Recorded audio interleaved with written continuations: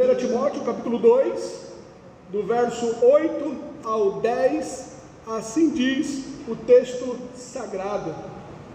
Quero, pois, que os irmãos orem em todo lugar, levantando mãos santas, sem ira nem contenda, que do mesmo modo as mulheres se ataviem em traje honesto, com pudor e modéstia, não com tranças ou com ouro ou pérolas ou vestidos preciosos, mas como convém às mulheres que fazem profissão de servir a Deus com boas obras. Obrigado ao Senhor por estar aqui nesse lugar onde a tua igreja, o corpo de Cristo, se reúne para engrandecer e glorificar o teu santo nome. Te dou graças porque aprove ao Senhor me colocar no ministério para que eu pudesse, através, ó Pai querido, que o Senhor tem colocado em meu coração, instruir e edificar a tua igreja.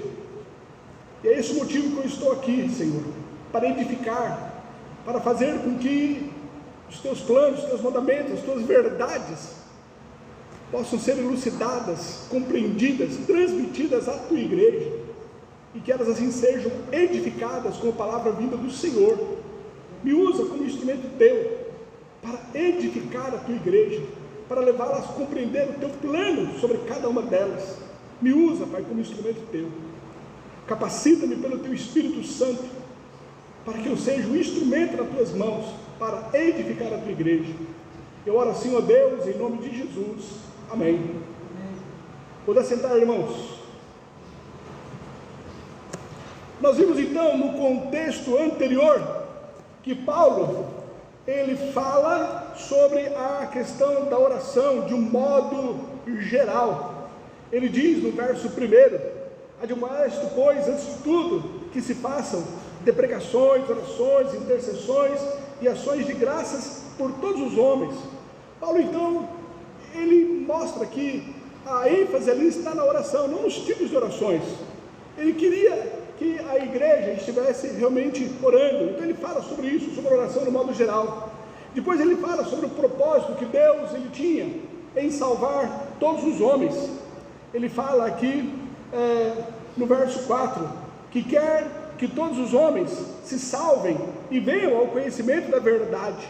E por fim, ele fala acerca de Cristo, no qual fora enviado para consumar essa proposta, esse plano que Deus tinha de salvar todos os homens.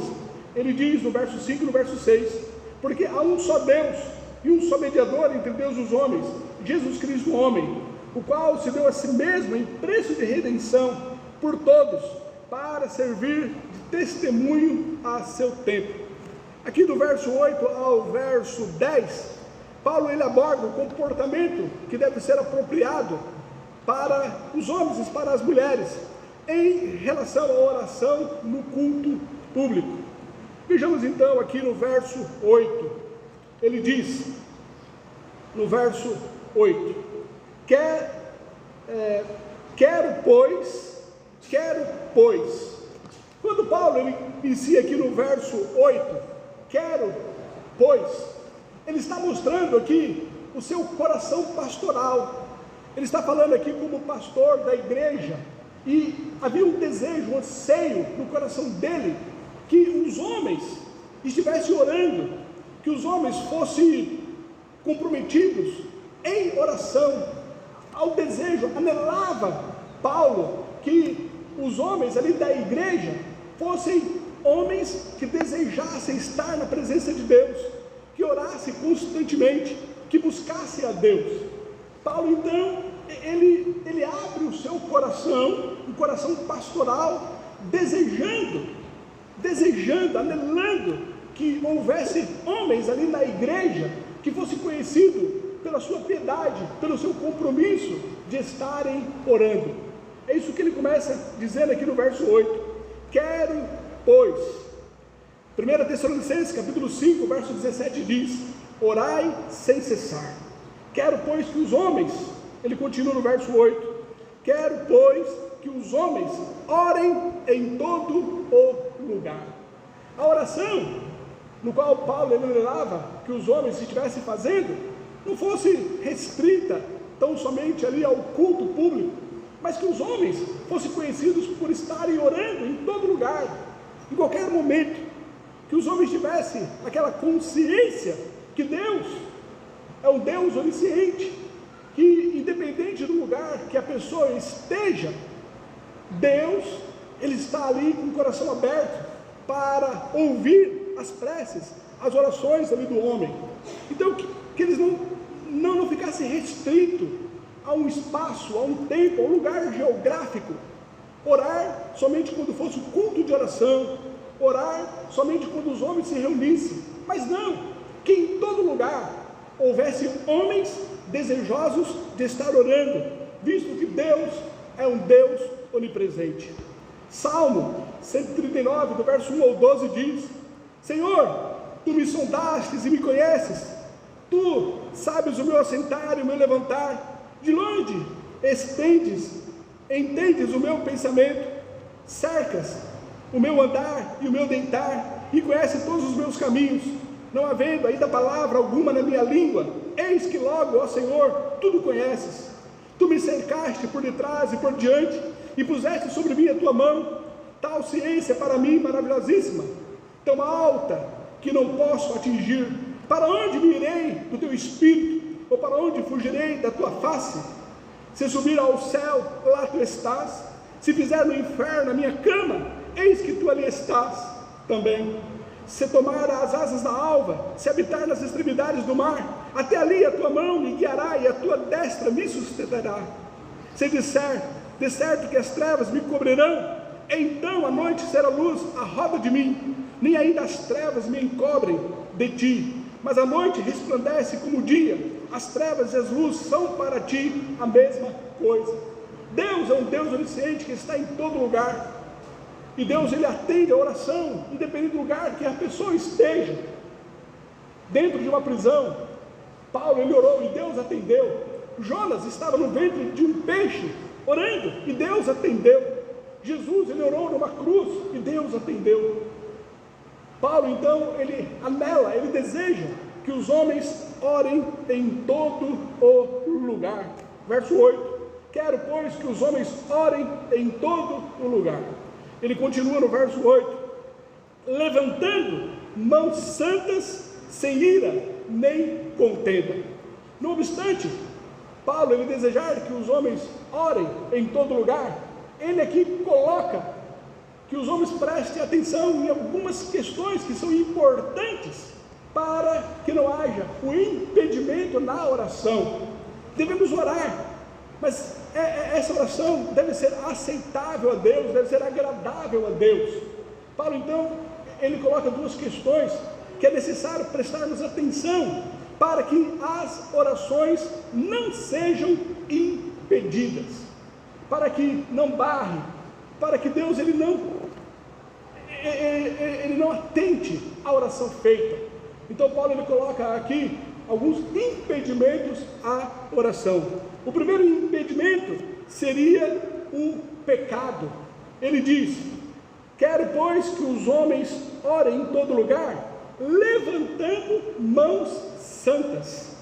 O pecado é um impedimento à oração. Era costume por parte dos judeus que quando eles estavam ali orando, eles levantavam as mãos como costume, como algo que fazia parte ali do contexto dos judeus.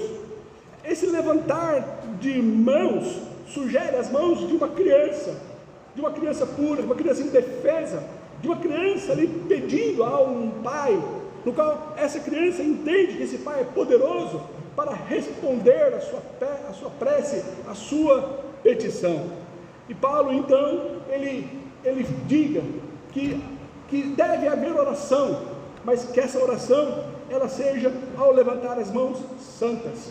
Nós sabemos que devemos ter reverência quando nós estivermos na presença de Deus. 1 Coríntios capítulo 14, verso 40 diz: mas faça-se tudo decentemente e com ordem. William Hendrickson, ele diz: a postura não é uma questão indiferente quando se trata de oração. Seria uma abominação adotar uma postura relaxada para estar na presença de Deus. Paulo então ele diz que levantemos mãos santas. Agora veja bem, acima do gesto, acima da postura, acima da forma no qual nós devemos orar, tem a nossa vida. Acima da postura do corpo, tem a atitude da alma. O gesto, levantar as mãos, ele precisa ser acompanhado pela motivação certa. Se a pessoa ela for levantar as mãos, que as mãos elas sejam santas. Que as mãos elas sejam santas.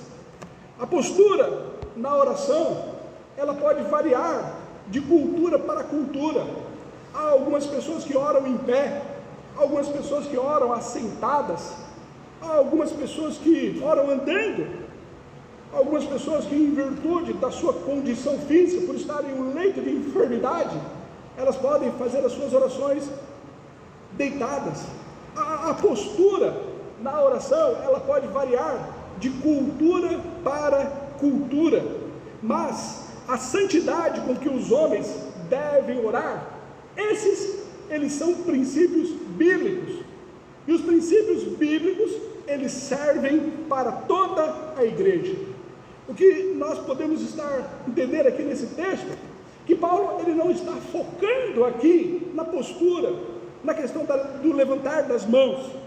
Você pode usar qualquer forma na sua oração. Quarta-feira, última, nós estávamos reunidos aqui em oração, e foi pedido que orássemos, e foi solicitado que eu orasse. Eu me levantei e orei. Foi pedido que outra pessoa orasse, ela ficou sentada e orou. Deus recebeu ambas as orações, porque independente da postura, ou sentado ou em pé, o que Deus estava olhando era o coração de quem estava orando. Então, o que Paulo ele está ensinando aqui, não é tão somente a postura, mas sim o interior, a condição do coração, que ao orarmos, nós devemos orar sem pecado, que deve ser uma oração santa. Paulo não está se referindo à postura física, mas sim à atitude interior. Mateus, capítulo 23, do verso 25 ao verso 28 diz: ai de vós, escribas e fariseus, hipócritas, pois que limpais o exterior do copo e do prato, mas o interior está cheio de rapina e de iniquidade. Fariseu cego, limpa primeiro o interior do copo e do prato, para que também o exterior fique limpo.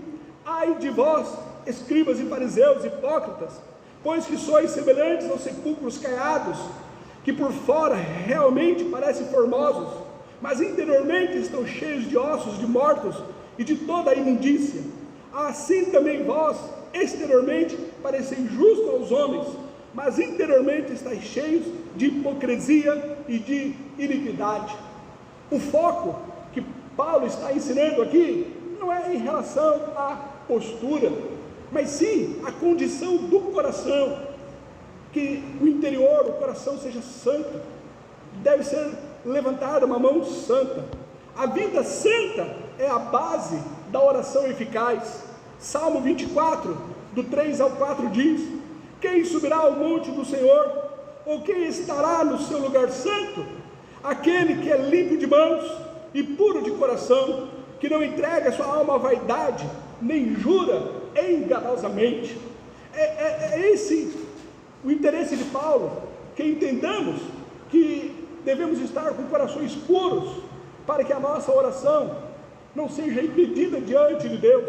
O gesto é um segundo plano, que pode variar de cultura a cultura, ou de mãos levantadas, ou assentado, ou em pé, ou andando. A postura, ela varia de cultura para cultura, mas o que Paulo está ensinando aqui, é que deve ser um coração puro, para que a sua oração não seja impedida. Quero, pois, que os homens orem em todo lugar, levantando mãos santas. O pecado no coração, ele interrompe as orações. Por isso que deve ser santa a nossa oração. Salmo 66, verso 18 diz: se eu atender à iniquidade no meu coração, o Senhor não me ouvirá. Isaías 59, do 1 ao 3 diz: eis que a mão do Senhor não está encolhida, para que não possa salvar, nem agravado o seu ouvido, para não poder ouvir. Mas as vossas iniquidades faz separação entre vós e o vosso Deus, e os vossos pecados encobrem o seu rosto de vós, para que não vos ouça. Porque as vossas mãos estão contaminadas de sangue, e os vossos dedos de iniquidade. Os vossos lábios falam falsamente, a vossa língua pronuncia perversidade. Paulo, ele está mostrando que deve ser uma oração procedente de um coração puro, porque se não for santa, se não for um coração purificado, um coração com uma atitude limpa diante de Deus, e será um impedimento para que Deus ouça essa oração. O pecado, ele deve ser tratado para que Deus tenha prazer em nos ouvir. Antes de clamarmos a Deus, independente da postura, do gesto, da forma que você ore, porque isso varia de cultura para cultura, que o seu coração seja puro, porque o pecado deve ser tratado para que Deus tenha prazer em nos ouvir.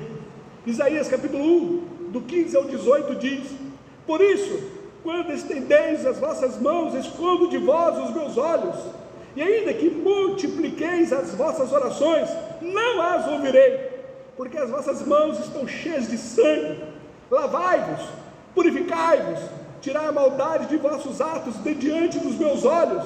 Cessai de fazer mal, aprendei a fazer o bem, procurai o que é justo, ajudai o oprimido, fazei justiça ao órfão, tratai da causa das viúvas. Vinde então e argui-me, diz o Senhor, ainda que os vossos pecados sejam como a escarlata, eles se tornarão brancos como a neve, ainda que sejam vermelhos como a carmesim, se tornarão como a branca lã. Salmo 139, o verso 23 e o verso 24 diz: sonda-me, ó Deus, e conhece o meu coração, prova-me e conhece os meus pensamentos, e vê se há em mim algum caminho mau, e guia-me pelo caminho eterno. Paulo então lhe diz aqui no verso 8: quero, pois, que os homens orem em todo lugar, levantando mãos santas. Paulo, ele anseia nela, como pastor, que os homens fossem homens comprometidos com Deus em oração, homens que desejassem estar na presença de Deus, que estivessem perante Deus, tapando a brecha, orando, clamando, buscando a Ele, que os homens levantem mãos santas. Paulo aqui não está muito preocupado com a postura, mas sim com a condição do coração, porque se o coração não for puro, isso se torna um impedimento para que Deus ouça a oração. Paulo, aqui no verso 8, ele continua nos trazendo um segundo impedimento para que Deus, ele não venha ouvir as orações, que venha a ser a falta de relacionamentos saudáveis. Quando não há relacionamentos saudáveis, também isso se torna um impedimento para que Deus, ele venha ouvir as orações. Olha o que ele diz aqui no verso 8: quero, pois, que os homens orem em todo lugar, levantando mãos santas, sem ira e nem contenda. Ira e contenda refere-se a relacionamentos onde somos exortados a tratar, não guardando mágoa e nem termos indisposições para com os irmãos, para que as orações elas venham ser ouvidas, para que esses homens possam orar em todo lugar e que Deus venha a aceitar essas orações. Eles têm que ter relacionamentos saudáveis. Não podemos ter comunhão horizontal com Deus, aliás, não podemos ter comunhão vertical com Deus se nós não tivermos comunhão horizontal com os homens. 1 João capítulo 4, do verso 20 ao verso 21 diz: Se alguém diz, eu amo a Deus e odeia seu irmão, é mentiroso. Pois quem não ama seu irmão ao qual viu, como pode amar a Deus a quem não viu? E dele temos este mandamento: quem ame a Deus, ame também o seu irmão. Paulo, ele mostra que o segundo impedimento para que as orações sejam ouvidas é quando não existe relacionamentos saudáveis. Ele diz que a oração tem que ser sem ira e nem contenda. Quem guarda mágoa no coração não pode estar orando. Deus não aceita esse tipo de oração. Marcos, capítulo 11, do verso 24 ao verso 26 diz: por isso vos digo, que todas as coisas que pedirdes orando, crede, receber e tê-las-ei. E quando estiverdes orando, perdoai, se tendes alguma coisa contra alguém, para que vosso Pai que está nos céus vos perdoe as vossas ofensas. Mas se vós não perdoardes, também vosso Pai que está nos céus vos não perdoará as vossas ofensas. Tem que haver relacionamentos saudáveis para que Deus atente à oração. Relacionamentos saudáveis, escuta o que eu vou falar aqui, é muito importante. Relacionamentos saudáveis está no mesmo pé de igualdade da santidade, como requisito para estarmos na presença de Deus. Olha o que diz Hebreus, capítulo 12, o verso 14: segui a paz com todos e a santificação. Relacionamento saudável está no mesmo pé de igualdade da santidade, para termos então relacionamento com Deus. Seguir a paz com todos e a santificação, sem a qual ninguém verá o Senhor. Restaurar os relacionamentos antecede as orações. Nós precisamos primeiro restaurar qualquer tipo de relacionamento, se nós queremos estar orando a Deus, porque a nossa oração, independente do gesto, levantar a mão, em pé, sentado, ela deve ser uma oração sem ira e sem contenda. Os relacionamentos saudáveis antecedem, primeiro temos que restaurar os relacionamentos, para então termos acesso à presença de Deus. Mateus capítulo 5, do verso 23 ao verso 26 diz: portanto, se trouxeres a tua oferta ao altar, e aí te lembrares de que o teu irmão tem alguma coisa contra ti, deixa ali diante do altar a tua oferta, e vai reconciliar-te primeiro com o teu irmão, e depois vem e apresenta a tua oferta. Reconcilia-te depressa com o teu adversário, enquanto estás no caminho com ele, para que não aconteça que o adversário te entregue ao juiz, e o juiz te entregue ao oficial, e te encerre na prisão. Em verdade te digo que de maneira nenhuma sairás dali, enquanto não pagares até o último centavo. Antes de levar a tua oferta, antes de você buscar a Deus, antes de você querer adorar ou estar cultuando a Deus, vai, reconcilia-se com o teu irmão. Relacionamentos saudáveis antecede a nossa prece, a nossa oração. Paulo então ele diz aqui no verso 8, que ele anelava, desejava que houvesse homens comprometidos com Deus com oração, mas ele mostra que antes que ore, tem que rever alguns princípios, para que as orações não sejam impedidas. Primeiro, a santidade, levantando mãos santas, e segundo, relacionamentos saudáveis. A questão da atitude, do gesto, da postura, não é o foco do que Paulo está colocando. De acordo com a cultura, a pessoa pode mudar de postura, mas os princípios bíblicos, a santidade, relacionamentos saudáveis, esses são princípios que devem reger a vida de toda a igreja. Continuando aqui no verso 9, ele diz que do mesmo modo, eu quero que você preste atenção aqui, que do mesmo modo, o que Paulo ele está dizendo é, assim como eu acabei de falar aqui em relação aos homens, da mesma forma agora eu falo para as mulheres, assim como eu expliquei aqui qual deve ser o comportamento dos homens, que do mesmo modo, agora eu estou falando às mulheres. O mesmo princípio que eu adotei para os homens, eu estou adotando agora para as mulheres. Que do mesmo modo, ele continua, as mulheres se ataviem em traje honesto, com pudor e modéstia, não com tranças, ou com ouro, ou pérolas, ou vestidos preciosos. Porque nós entendemos aqui, quando Paulo inicia o verso 9, dizendo que do mesmo modo, é que nós devemos interpretar o verso 8, da mesma forma que nós interpretarmos o verso 9. Veja bem, se eu interpretar aqui o verso 9 de uma forma literal, assim como eu interpretar o verso 8, eu teria que ler esses dois versos da seguinte forma: os homens, o verso 8, os homens devem sempre levantar as mãos ao orar. Se eu for interpretar de uma forma literal, os homens devem sempre levantar as mãos ao orar. E se eu for interpretar o verso 9, conforme ele diz aqui, que do mesmo modo, então literalmente também o verso 9, semelhante ao verso 8, eu vou interpretar assim: as mulheres nunca devem fazer tranças no cabelo, nem usar joias.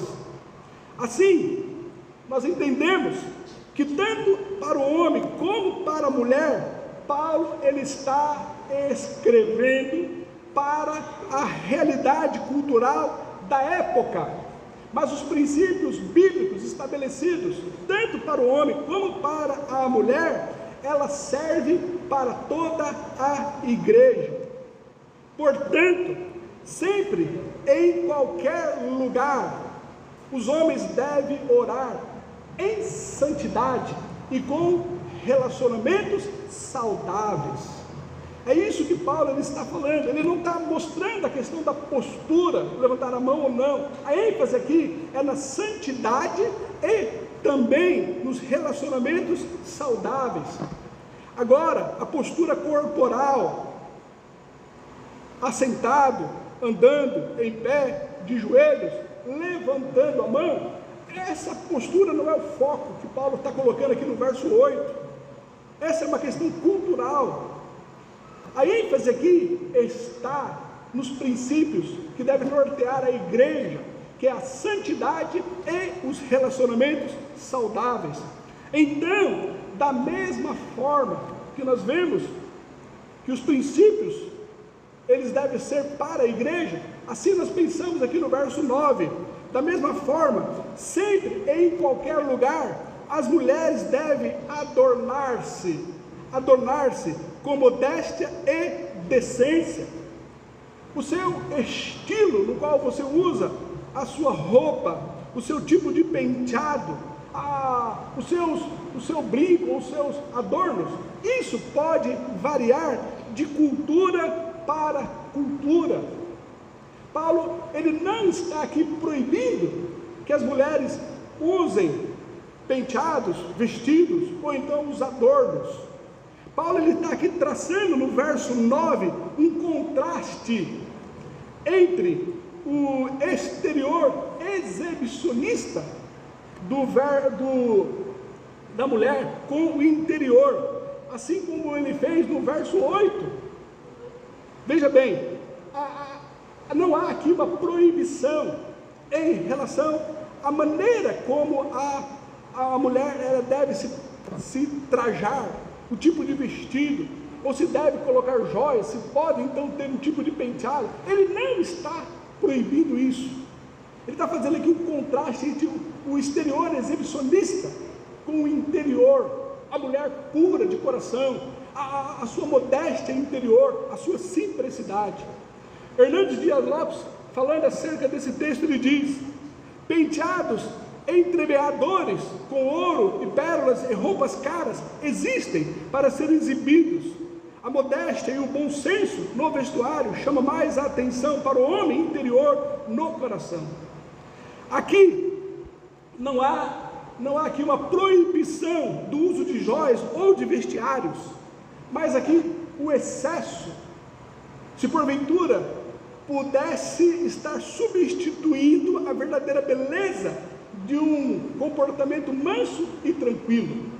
Paulo não está proibindo que se use roupas adornadas, que se use brincos, que se use joias, que se use penteados, mas que isso não seja algo que venha estar prevalecendo em relação ao coração, em relação à modéstia interior.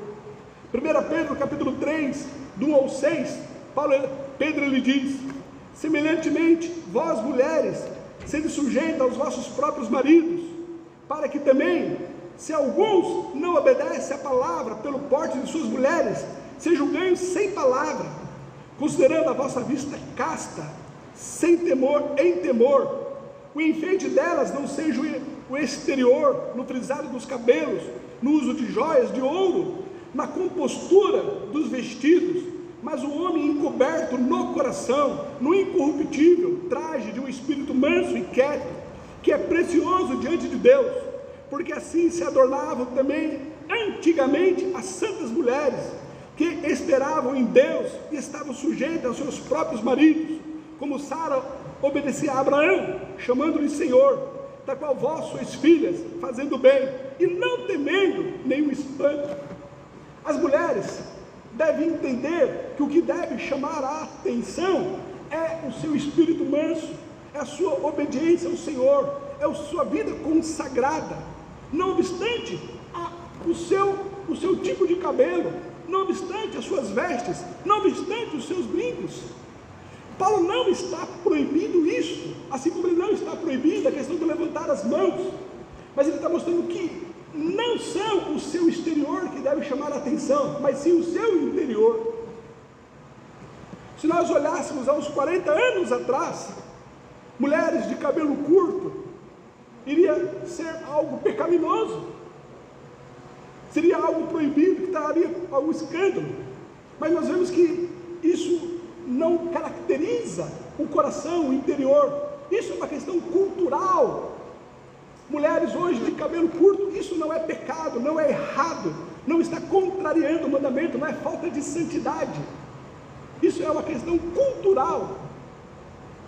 Mulheres usarem brinco ou usarem roupas, isso, desde que seja decente, não é algo que Paulo ele está proibindo, mas a questão aqui é que não deve ser isso que deve chamar a atenção para as mulheres, mas o que deve chamar a atenção é o seu comportamento, a sua santidade, a sua consagração. A mulher virtuosa de Provérbios 31, ela tinha bom gosto em se vestir. Provérbios 31, do verso 21 ao verso 22 diz: não teme a neve na sua casa, porque toda a sua família está vestida de escarlata. Escarlata é uma roupa vermelha, toda avermelhada, e toda a sua família estava ali vestida de escarlata. Faz para si cobertas de tapeçaria, e seu vestido é de seda e de púrpura. Olha o seu vestido bonito, belo, de seda e de púrpura. Essa mulher virtuosa de Provérbios 31, ela cuidava bem do seu corpo. Capítulo 31, verso 17 de Provérbios: cinge os seus lombos de força e fortalece os seus braços. Mas essa mulher, ela entendia que a beleza interior precisava sobrepujar, estar acima da beleza física. O que contava não era o seu exterior, ainda que ela se embelezava, ainda que ela usava vestidos bonitos, mas isso não sobrepujava. O que devia sobrepujar para a mulher virtuosa era o seu interior. Verso 25, capítulo 31 diz: a força e a honra são o seu vestido, e se alegrará com o dia futuro. Essa mulher virtuosa, ela estava ciente que a beleza física iria passar, enquanto a interior iria permanecer para sempre. O verso 30 diz, Provérbios 31, enganosa é a beleza, e vã a formosura, mas a mulher que teme ao Senhor, essa sim será louvada. O que eu entendo no verso 8, no verso 9, Paulo ele está falando aqui a cultura da época, assim como A postura ao orar não é o foco aqui, mas sim a sua santidade, os elementos saudáveis. Assim também ele não está proibindo usar brincos, o enfeite, a forma com que a pessoa se vista, mas que ela entenda que o que deve chamar a atenção é o seu interior, a sua vida consagrada, não obstante o seu estilo de penteado, a sua roupa, desde que seja decente. Olha aqui o verso 10, mas, esse mas aqui está ligando ao verso 9, não obstante a maneira como você se vista, mas, como convém às mulheres que fazem profissão de servir a Deus com boas obras, mas as boas obras, essas sim que devem prevalecer, conforme a cultura da época, lá na cidade de Éfeso, as mulheres, elas buscavam chamar a atenção através dos seus vestidos e dos seus penteados escandalosos, extravagantes, sejam tanto as ricas como as meretrizes. O que Paulo ele está fazendo aqui no verso 10, fazendo aqui esse contraste, mas, ou seja, que diferente delas, que querem chamar a atenção através do seu penteado, ou através das suas vestimentas, ou das suas joias, mas o que deve chamar a atenção de vocês, deve ser as suas boas obras, não que vocês não possam usar, mas que o que chama a atenção, são as suas boas obras. Eu quero dar aqui um exemplo, aqui na prática, um exemplo palpável, tangível, um exemplo aqui na prática para nós. Nós temos aqui uma senhora, diga-se de passagem, muito bonita, de 82 anos, a senhora Valderez, 83 anos, ela sempre com seus vestidos bonitos, ela sempre bem ornamentada, ela sempre usando as suas bijuterias e o seu cabelo muito bem penteado. Quando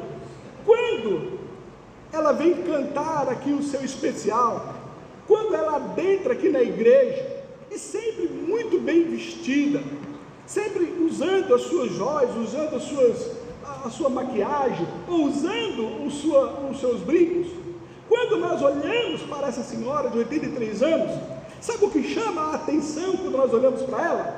São as suas boas obras, são as suas virtudes, é o teu caráter, é o teu compromisso com a igreja. Ela é compromissada com o reino de Deus, que só deixa de vir à casa do Senhor se ela está doente, mas comprometida ao estar ajudando, auxiliando e vindo. Não obstante as suas vestes, não obstante as suas ornamentações, não obstante o seu corte de cabelo, o que chama a atenção são as suas boas obras. Não que seja proibido usar, pode usar, mas que nós, ao olharmos para ela, vejamos sim as suas boas obras. Quando nós nos lembramos aqui da irmã Arli, uma das fundadoras aqui da nossa igreja, sempre gostava de usar as suas bijuterias, sempre vinha bem vestida, sempre vinha com o seu cabelinho curto. Quando nós olhávamos para ela, não era isso que chamava a atenção, mas sim as suas boas obras, mas sim o seu comportamento, o seu compromisso.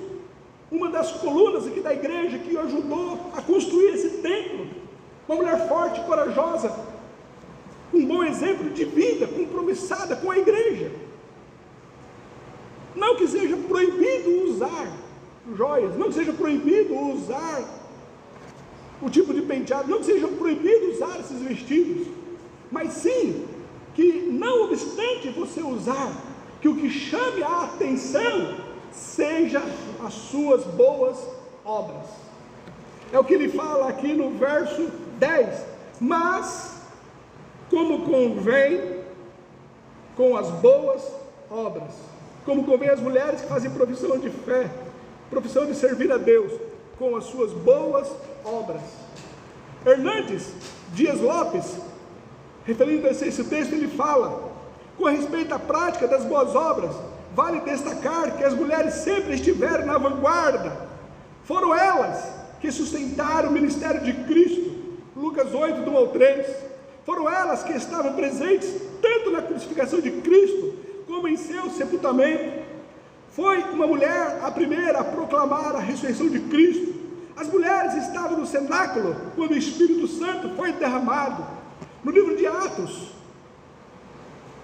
encontramos a menção de várias mulheres piedosas, como Dorcas, Lídia, Priscila, bem como as mulheres piedosas das igrejas de Bereia e Tessalônica. Paulo faz referência a Febe, a mulher que levou a carta de Paulo à igreja de Roma, Romanos 16, verso 1. Pedro fala acerca das mulheres que ganham um marido sem discurso, mas com exemplo e prática de boas obras. É isso que Paulo ele está colocando como ênfase: as boas obras. Não é proibido ao homem levantar as mãos, que do mesmo modo não é proibido às mulheres usar roupas bonitas, como usa a irmã Valderez, os seus vestidos, suas joias, mas que o que deve chamar a atenção sejam as suas boas obras. Que nós, ao olharmos para as mulheres, devemos ver o seu caráter, o seu comportamento. Isso deve sobrepujar, isso que deve caracterizar a mulher que serve ao Senhor. Parafraseando então do verso 8 ao verso 10, Paulo ele está dizendo assim: eu anelo, eu desejo que os homens orem em todo lugar, mas em santidade, tendo relacionamentos saudáveis. Que do mesmo modo as mulheres se vistam, mas com modéstia. Pode ser com joias, pode ser com os seus cortes de cabelo, mas desde que o que chame a atenção sejam as suas boas obras. É isso que Paulo está dando ênfase, não na questão cultural, mas no comportamento, na santidade. Concluindo aqui, nós podemos aprender algumas lições. Primeiro, tanto os homens quanto as mulheres precisam se preparar para participar do culto público. Segundo, a vida precede o serviço. Primeiro Deus aceita o adorador, depois a adoração. Primeiro Deus se agrada do ofertante, depois da oferta. Os homens devem ter relacionamentos saudáveis, as mulheres uma conduta digna. Que o Senhor nos ajude. Pai, em nome do Senhor Jesus Cristo, que possamos ver aqui no meio da nossa igreja homens de oração, homens, ó Pai, que tenham santidade, relacionamentos saudáveis, homens, ó Pai querido, comprometidos com o Senhor. Pai, em nome de Jesus, que tenhamos homens, ó Pai, que em todo e qualquer lugar orem, levantando as mãos, assentados no leito, onde quer que esteja, qualquer postura que possa ser com reverência, mas que eles estejam orando de uma forma santa e tendo relacionamentos saudáveis. Que as mulheres, do mesmo modo, possam, ó Pai querido, se trajar de uma forma modesta, algumas com os vestidos mais bem elaborados, algumas com os cortes de cabelo diferenciado, algumas usam brinco, outras usam joias, mas que isso não seja o que venha chamar a atenção, mas que venha chamar a atenção na vida delas, seja uma vida comprometida com as boas obras, uma vida comprometida com o Senhor, com o teu reino, com a tua glória, que ao olharmos para ela, possamos ver as virtudes na vida delas, e não a sua aparência exterior, desde que seja com decência e com modéstia. Que o que chame a atenção deve ser a sua vida no altar. Pai, nos ajuda, demos uma igreja saudável, em nome de Jesus, amém.